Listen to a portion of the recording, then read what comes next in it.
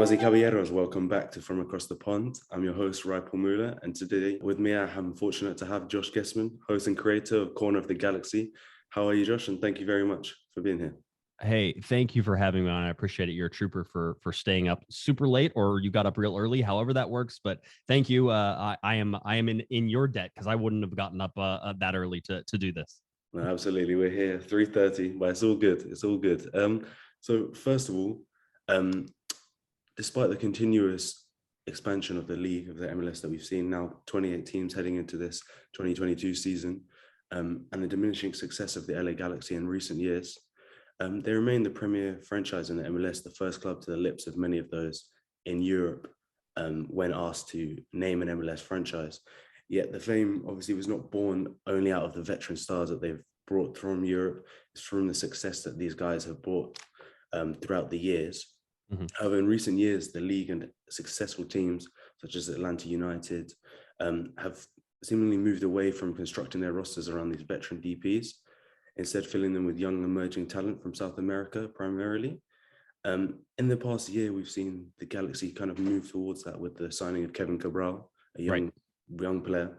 But do the rumors of the imminent signing of Douglas Costa suggest that the veteran star signing will always be part of the LA Galaxy recruitment plan? And will the persistence of this philosophy prevent the Galaxy from challenging and becoming a powerhouse like they previously were? Yeah, I mean, I think it's the question that most fans are talking about. Certainly, I know in the press we've been discussing, we call it MLS 1.0, MLS 2.0, MLS 3.0. I would like to say that Bruce Arena has been, who's the former coach of the LA Galaxy, former coach of the U.S. men's national team, current coach of the New England Revolution, who won the Supporters Shield last year, had the best record in Major League Soccer.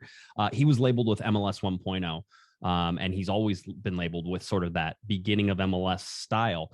He went in New England and still won a Supporter Shield and is still hugely successful. So I kind of throw those numbers out a little bit whenever it comes to it. I will say that overall, I've seen mixed success outside of Atlanta United, who really had, I think, a lot of success bringing in South American talent. There's a lot of Central American talent that has been mined in recent times as well. The Galaxy under Dennis DeClosa and Guillermo Barros-Schelotto a couple of years ago, exploited some of that South American and then even some Mexican talent that obviously would come up. And so I think MLS has become more of a world shopper whenever it comes to, and certainly last year for the Galaxy, it was more legal in France than it was anywhere else, and certainly not as you kind of sort of pointed out, those veteran designated players. But we're talking about Douglas Costa now. It certainly is a play that the Galaxy, it seems like it's going to have. That's going to happen. We expect it to happen unless something doesn't and something falls apart in the last stages of it. We expect that Douglas Costa will be announced as an LA Galaxy player.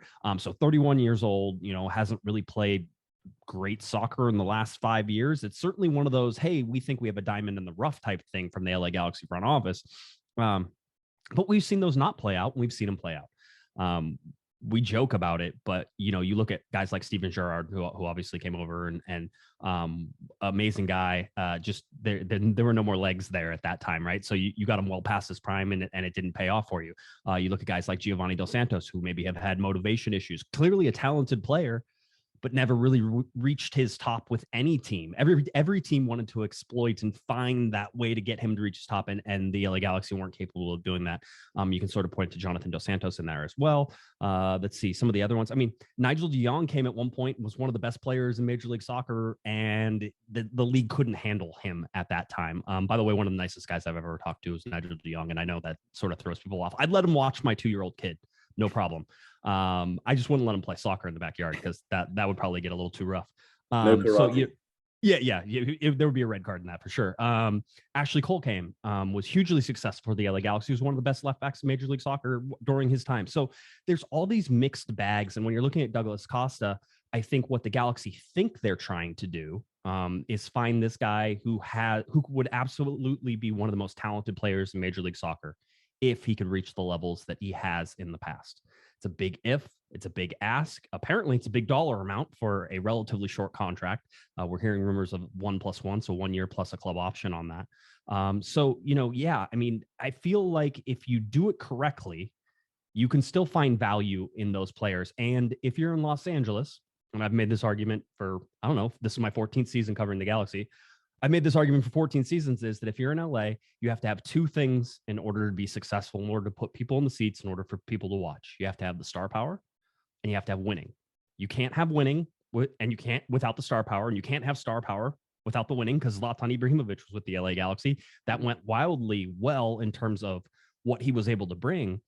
But attendance went down in his second year after he set the league on fire in his first year. So again, the Galaxy aren't winning. They still have the star power. If you have the star power and you have winning in Los Angeles, where there's a bunch of different things to do at any time, you go see a Lakers game, a Kings game. You can go see the Rams play in the Super Bowl. There's a bunch of different things you could do. You better have the star power. So I think it is part of the LA Galaxy's identification. It's one of the things that makes them sort of this marketable team around the world. And certainly David Beckham, and we talk about Robbie Keane, have helped cement that, and Zlatan Ibrahimovic as well. So have helped cement that. But if you're not winning, it kind of doesn't matter if you have the star power. And if you are winning without the star power, it's almost like that doesn't matter either. So yeah, I would expect that they continue to do this. Whether they do it smartly or stupidly will certainly be on the front office that has been failing so far in the last 5 years. But, I think you can do it the right way and still get the star power and, sort of the effect on the overall Los Angeles area. No, absolutely. And another dimension of roster building that's come to the forefront of MLS franchises, obviously academy or homegrown players, a lot of them especially in these last few transfer windows, out to various clubs in Europe of big leagues. LA, obviously a massive area with a lot of Mexican influence, a lot of influence from all over the world of different cultures over there. A hotbed of talent, you'd think, but the LA Galaxy haven't really been at the forefront of developing this talent with other teams. I mean, now we've got Julian Araujo, who, as we speak, is on the bench for Mexico against Panama. So he's one of those, Efrain Alvarez. But is that something that, with Greg Vanney back at the helm, obviously a homegrown player himself, that LA Galaxy are going to be tapping into more? The Galaxy have wasted a lot of talent, mostly because they haven't had a place to put guys, but they've also let people come in and sort of poach talent and go to Europe for free, right? It's not like the UK system with the academies and everything else. There, a lot of times there are no contracts in the academy. So there's the compensation for training really wasn't even a thing that MLS bought into until about 2 or 3 years ago. And so now that's finally something. Maybe there'd be some training compensation if it eventually goes that way. But I think the Galaxy are in a position to sell some players in the next couple of years, which is not a position they had been in before. And I think they're lagging behind a lot of the other larger teams. But they're also focused on winning. And I think that's important too, even though they haven't done that either. So in recent years, so it's kind of hard to say that. But if you look at Dallas, FC Dallas is known for selling players overseas. They're also known for not being very competitive in the last 4 or 5 years, like the LA Galaxy. So there's this balance that certainly has to be found. The Galaxy have never found that balance. And occasionally they have a player that comes through and gets some first team minutes and does okay. And that's about the end of that story. Most of the guys leave for Europe and you never hear anything about them again until they return to the United States and start playing in lower division soccer because they lost, time. So there's a lot of inefficiency in that system with the changeover from general manager Dennis DeClosa to, more of a Greg Vanney run system and Mike Munoz, who was a former LA Galaxy 2 lower division coach for the LA Galaxy, coming back to sort of run that academy system and help with that lower division LA Galaxy team. We'll see what they're able to do. But in previous, there hasn't been real success in that academy system for the Galaxy. And a lot of it is because they go out and buy some of the biggest names in the world. So no, exactly. And I think, like you said, you hit the nail on the head with it's about the striking of the balance. And that's what I find so fascinating, I think, about the MLS is that, you have all these different franchises with different models that are coming in and then competing in the same league, which is interesting, like you say. But obviously, last year, there was a homecoming for Greg Vanney with the Galaxy. Obviously, the squad started on a tear, winning 8 of the first 12 games, but then kind of injuries picked up and inconsistent form led to them missing the playoffs for the 4th time in 5 seasons, I think I'm right in saying. Yes. So how would you judge Vanney's first season in LA overall? As you said, I mean, we think the team probably overperformed in that first half and underperformed in the second half, right? So they weren't as good as the first half and they weren't as bad as that second half. Really almost a complete collapse when you look at the second half of the season, and still only missed the playoffs by a horrible non-call in a different game that allowed Real Salt Lake that had the same number of points as them to get in. So, I mean, I'm people give me a hard time for this. I say, well, the Galaxy had enough points to make the playoffs last year, and they got bounced by 1 goal, and they played horribly in the second half. So if you fix 25% of that, the Galaxy make the playoffs, and it's not much of a big deal. I think Vanny struggled with understanding and sort of putting together a cohesive team, and I think a lot of that had to do with COVID, sort of shutting down visiting players and scouting players, and he talked about that, which was it was very difficult to add pieces to a team that he knew he had to dismantle a lot of when they couldn't go and watch players play in person and couldn't do a lot of that stuff. So, I think they overvalued the players that they got from France. I think Samuel Grandsir is a very good MLS winger. I don't think he's anything special or anything great, or at least he hasn't shown that yet. But as we've seen, it takes guys usually about a year to get used to MLS. Very physical league, ridiculous amounts of travel. All those things add up to, especially last year, a super congested schedule too. Lots of midweek games, three games in a week. And with MLS squads, there's just not the depth to be able to play a Saturday, a Wednesday, and a Saturday again over and over again. You have to rotate, and when you get to the bench in MLS, usually that's where things fall apart. And we've seen that in CONCACAF Champions League and so many other times. But yeah, I think he struggled to put the pieces together. Kevin Cabral was, he's a young designated player. He takes up a DP spot, which is hugely valuable for a team like the LA Galaxy. And he probably missed more goals than he made. He was put in so many positions to succeed. And it was funny because we were talking to Greg Vanny at one point during the season, and he said, Kevin's going to get there. He goes, because look at how many good positions he gets into. He goes, it's hard to teach getting into the right position. He goes, I just have to teach him how to finish. Like, I can do that, which is fun. And Kevin Cabral's a young kid who grew up in France and had never been to the United States. And he came with his twin brother, who played down for the lower division LA Galaxy 2. And I just have to imagine all that stuff with Grandsir or Ryan Raveloson. These guys come over, and it's such a long way to travel, and it's such quite honestly, a foreign land coming to, especially Los Angeles. We're just weird and wacky, and if you're not used to it, I don't know that you really can sort of settle in this city.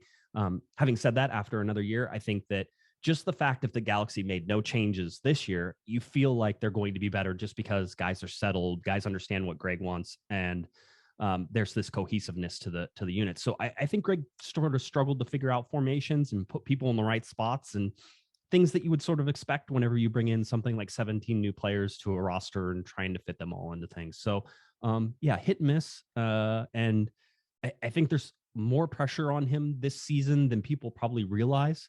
There's certainly going to be a lot of pressure from the president with Chris Klein in a contract year, and the president of AEG, the company that owns the LA Galaxy, Dan Beckerman, is also on a contract year as well. There's a lot of things riding on what the LA Galaxy do. Not saying that AEG, which is one of the richest companies in the world, sort of pits what their president does on what the LA Galaxy do. That's not the case, but there's lots of things that could add up to problems for both those guys. So, I think Greg Vanny's going to have a struggle on his hands. They haven't made a lot of moves. They haven't done a whole bunch to strengthen spots that maybe got weaker. They made the team weaker in terms of getting rid of some players that probably didn't fit into their perfect plan. But, Vanny, I feel like Vanny figures it out. He seems like a kind of guy who would figure it out. And it looks like they're going to spend, a significant amount of money, up to $5 million a year on Douglas Costa. So, having said that, there's a lot of money riding on them being more successful this year than they were last year. No, absolutely. And he's also, like you were mentioning, about departing players that kind of didn't fit the system. Jonathan Dos Santos and Sebastian Leget's gone out, and then they brought in a Vanny guy, Marky Delgado, to kind of come in that engine room. So he should, plug in next to Rebels and, man that middle of the field. But on Chicharito, obviously 17 goals in 21 games last season in the MLS, would for sure a golden boot was on the cards if he hadn't been, so frequently injured or for such a long period. How do the LA Galaxy manage him so that he can, go the long haul in the season? Obviously, with his age, it's a bit more difficult. And also, how do they allow him to replicate that success, but also coming with team success? Yeah.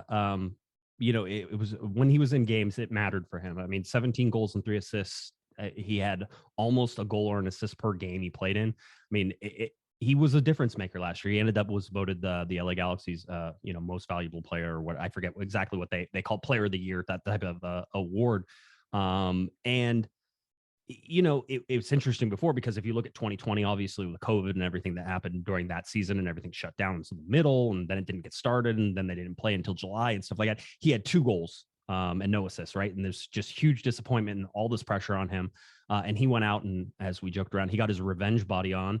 And I think he had some personal issues, obviously, that he was dealing with at home. And it looks like him and his wife are separating. And there was all that drama was playing out in 2020. And then he gets into 2021. And when he was on the field, he was a difference maker. He was dangerous. He scored a lot of goals, up front. But as you said, I think he only finished like 4 or 5 goals shy of the Golden Boot, but he played like significantly less games than whoever ended up winning it. And so you look at this and you say that if he ends up winning the Golden Boot, the Galaxy probably win 4 or 5 more games if he stays healthy. But 1,736 minutes, he doesn't really play over 2,000 minutes in a season. So as you said, there's a management that's certainly going to have to happen here. I think that's one of the reasons that the Galaxy sort of have this plethora of wingers / forwards that they have in there. I think that Vandy's going to have to manage Chicharito's minutes. I think the best way to manage Chicharito's minutes is to let him start every single game, but you need to put games away before the second half and let him exit off in the 65th minute in some of these games. Let him play 2/3 of a lot of games. And I think you get him right around to that 2,000 minute mark if he can stay healthy. There's going to be, I think, a lot more reliance on Joveljic, who played sparingly last year. And it was interesting because he actually had, I think, the second highest goals and assists per 90 when he was on the field, but he didn't play that many minutes. So he was effective when he was on the field, but he didn't get a lot of time, and Vandy didn't get him a lot of time, where you had Kevin Cabral, who got a ton of time, but wasn't very effective whenever he was out on the field. So there's this mix and match that sort of happens. And Vanny was very clear at the end of last season. He said, in order for Chicharito to be successful, he goes, and I wish I would have put this in sooner, was he needs to have a partner up top. That seemed to be Kevin Cabral. We expected that's going to be Kevin Cabral to start the season. But that also opens up chances for somebody like Dejan Joveljic to come in and be a guy who can replace Chicharito in the game, and let Kevin Cabral with his young legs and Joveljic with their young legs play against tired defenses and create some offense. So the injury issue with Chicharito is something that is going to be super watched, and it's the last year of his contract. There is an option year on there. We believe the Galaxy hold that option and not Chicharito. So it would be up to the club if they wanted to keep him past next year. But I'll tell you right now, if he has another 17 goals, 3 assists he's going to get that extension on that year. It's not even a question. So I think the Galaxy understand, and I think Greg Vanny understands Chicharito very well. Super motivated guy, ridiculously focused, really nice guy. So as a reporter and talking to guys, it's fun to talk to him. And, obviously I've talked to Zlatan, and Zlatan will do all sorts of crazy things, but Javi's a ton of fun too, to talk to, just because he doesn't care what question you ask. He just wants to talk whatever he wants to talk about. And he'll just be like, I'm sure that's a great question, but really I want to, and then he goes off for 10 minutes on something else, and it's fun and it's different on a whole bunch of different levels. So huge locker room guy, hugely successful. I mean, I think a lot of people have this prima donna view of Javier Hernandez. And I'll say, at least in my presence on Zoom calls, because we're not allowed anywhere near them currently. But on Zoom calls, he seems very grounded, and everybody I talk to says that they love him. Says that he never shuts up too, which is fun. So he's like one of those guys who's just always chirping in your ear, always going, but always positive. And that's a real change, obviously, when you see sort of what happened in the locker room with Zlatan and a whole bunch of stuff there. That was a very negative locker room, and now you have a super positive locker room, and a lot of veteran players around. So for me, Javier Hernandez is one of the keys to this 2022 season for the Galaxy. I could see him scoring 26, 27. I mean, really, he can score a bazillion goals. He gets in a lot of good places. The Galaxy have to find him. And so Douglas Costa on the wing, I mean, again, it's one of those things. You can't deny the talent that Douglas Costa brings. So at 31 years old, if he's motivated to find Javier Hernandez in the box and those two start to form something, there could be some damage done. I mean, you can see that. Absolutely. Yeah. And I think the addition of Douglas Costa, I think, is one of the things I think that Vanny's looking for this season, is more flexibility. And I see, obviously, Chicharito last year is coming to score like 2 or 3 goals in a game for the Galaxy to pick up a win or a draw. And I think one of the interesting signings of the offseason was Kelvin Leyla, because I think he offers you the flexibility of maybe going to a 3 at the back, because sometimes he played at centre back with Inter Miami as well. Yes. And then Julian Araujo being that kind of wing back on the right hand side, and just offering more protection that allows you to defensively stay in games, and then Chicharito being a killer to kill them off. It's interesting because obviously Julian Araujo, good going forward. I think his defense is one of his underrated parts of his game. He plays very good defense, but he has young legs and he can run. So getting him into the attack is a good thing. And we saw last year Greg Wood sort of go to three, center backs and push up wingers. You have Raheem Edwards, who was signed as definitely a role player. I don't think anybody should be like jumping up and down saying, "Oh, Raheem Edwards is here and he's going to save the Galaxy." No, but he's a role player. And at left back, which is where they see him, he's going to be more of a wing back left back. So you can see Vanny sort of setting that up. Vanny also was very clear to us whenever we talked. And it's always funny whenever a coach like will correct people. And like, you have to always take a mental note of that, which was he pointed out specifically, Leerdam can play the right center back role. And I think that's a question mark for the Galaxy right now. They have Nick DePuy, who's a youngish converted striker playing center back. And he played well last year, no doubt. I'm not saying that the Galaxy couldn't get better in that position. I think Leerdam could possibly be a starter at right center back, and especially there's Sega Koulibaly as well. And he's hit and miss for me. A lot of defensive miscues. If you want to score from him, you just run off his back shoulder all day long because that's where he doesn't see anybody coming. So, I mean, there's this, give and take on the defense, and the defense has been horrible. The majority of that horribleness happened because there was no stout midfield in front of them, and people just run at them with like four players and outnumber them after the wingbacks got too far forward. So, there's a system here. I always say the Galaxy have gone through a ridiculous number of defenders in the last 5 years. I mean, just big name flops like Pipo Gonzalez and Jorgen Skjelvik, who came into the club, who were high paid defenders in Major League Soccer and were not starters whenever it all came down to it. And a lot of that probably wasn't their fault. A lot of it was a system problem. I'm hoping Greg Vanny, who is a defender, who understands these things, and certainly with Dan Kalichman as well, former LA Galaxy player and a longtime assistant with Greg Vanny as well, that those guys sort of settle that midfield. And I think Marky Delgado, who you talked about, who's an engine, you're going to talk about a guy who runs more kilometers in a game than most people. I think he was top 5 in the league in ground covered per 90 minutes whenever you look at it. So that's what he brings. He's going to be an engine. He clogs lanes. He'll get back on defense. He's not very good going forward. Okay. So that's not great. He's not a great defender, but again, it's the work rate and clogging lanes and causing problems in the center that he's sort of there for. And Raveloson, maybe with a double pivot. We've seen Raveloson playing more of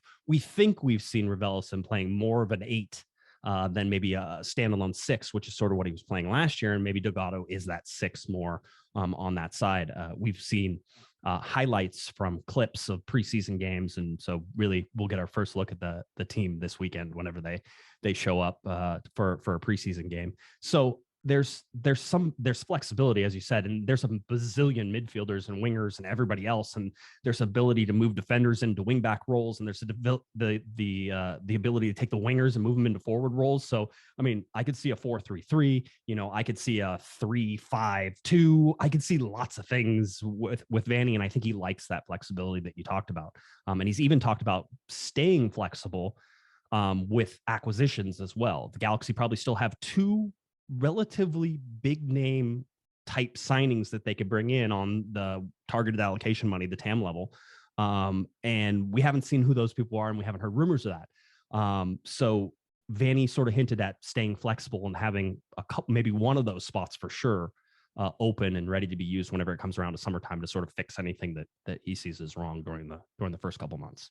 Absolutely. And then looking towards obviously predictions, LA Galaxy have missed the playoffs the last 2 seasons, and then the Western Conference has got another powerhouse coming to it with the addition of Charlotte going to the East, and then Nashville coming over to the Western Conference. Obviously, travel might be an issue for them initially, but they're a very successful team and set in their system. Obviously the Galaxy have to make the playoffs for it to be a successful season, but do you foresee that transpiring? Yeah, I mean, I think, in my mind, they made the playoffs last year again, and people can say they didn't. That's fine. I know what I saw. I saw a team that wasn't as bad as there was this group of teams in the Western Conference last year. There were like 3 good teams. Then there was like a group of another 6 teams that were just okay, which the Galaxy sort of fell into that. And then there were the really bad teams at the bottom. And then, there were 2 or 3 of those.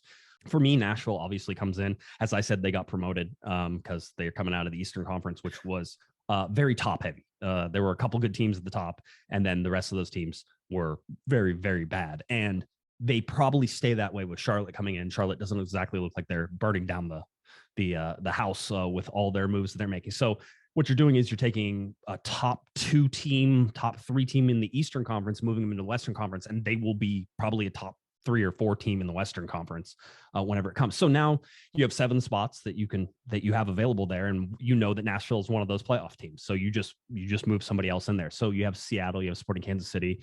We'll see about Colorado. They've made some moves, and they were very good under Robin Fraser, who's a former LA Galaxy player. And Robin is ridiculously good at making do with whatever he's given. So I wouldn't count him out, but I think they're a question mark. I think RSL's a question mark. I think Dallas, even with the moves that they're making right now, is a big question mark. So Austin seems like they've been super quiet this offseason. So, again, you sort of start to stack it in there, and it's like, yeah, well, the Galaxy are definitely one of the top 7 teams in the Western Conference in my mind. Absolutely. Now, are they 7th or are they 3rd? And that's something that I have no idea about yet, especially with what we consider an incomplete roster, even though the Galaxy are missing probably 3 signings total, and then that would be a full roster and they'd be done. It's very incomplete because they're missing at least 1 starter and probably 2 starters, that they're going to sign. So, you've got 8 players, 9 players that you sort of have marked in as starters, but some of those can move around just depending on what the signings bring in. So obviously Douglas Costa is one of those. You'd expect that at $5 million a year, he's a starter every game for you. So, where he slots in and how many wingers they have and that type of thing, that's when it starts to get into how good are they? Well, if Douglas Costa and Chicharito start connecting, then, could they challenge Nashville for a top 3 spot? Yeah, I think they could. But there's a lot of ifs in that. That's how Major League Soccer goes anyway. There's one team that I've already dismissed that I'm sure will have like a Cinderella season and be one of the top 4 teams in the conference, and that makes it even harder. So tough conference got tougher with Nashville for sure. No, absolutely. And I think one of the teams that you mentioned, I think personally might take a little step back just because of the Pulido injury is Sporting Kansas City. So I think, like you say, it's going to be quite condensed, I think, from the top 7, I think maybe 10 teams challenging for those 7 spots. But Josh, I just want to say thank you very much for coming on. It's been a pleasure speaking to you, and hopefully speak again soon.